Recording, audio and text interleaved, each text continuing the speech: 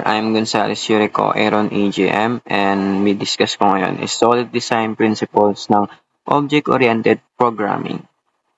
So, proceed, single responsibility principle.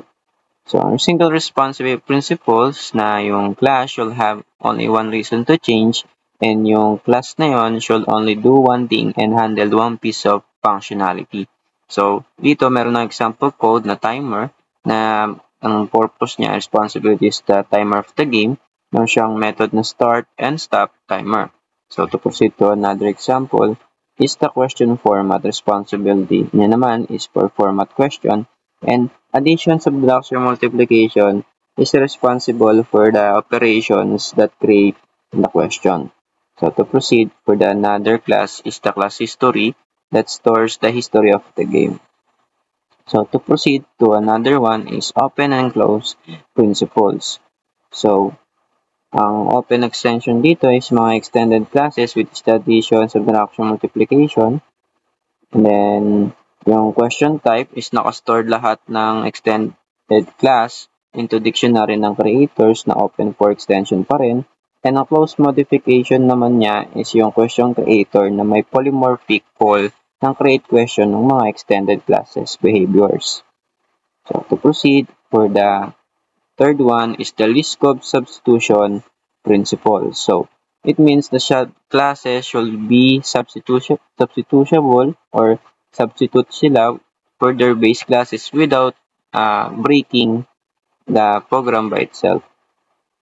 So, as you can see, meron na ditong abstract base class na game checking na may implementation ng function ng check and extended classes na may implementation ng check, yung solo, the player 1, and the player 2. So, meron ditong function na getCheck na kinukuha yung abstract base class na meron .check and objects ng solo player 1 and player 2 na ginawang tuple na solo player 1 and player 2 na tinawag for the for loop na nandito na nangyari yung substitutions.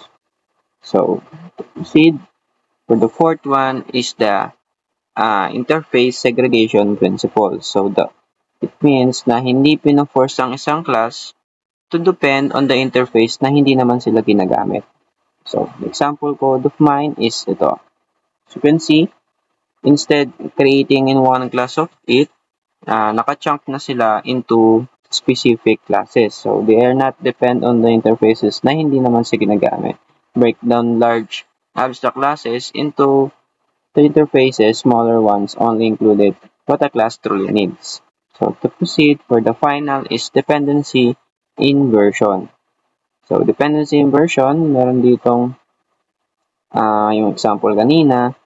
Tapos, ito naman is a type of the dependency inversion principle na factory pattern based na yung question type class is serve as the abstraction that holds the mapping of the operation and the question creator class is purpose niya is to decouple from the specific question types. Although hindi siya direct implementation ng deep, pero isa sang style na magandang style for creating dictionary na na-erecta na lang for polymorphic call ng create questions method ng extended class.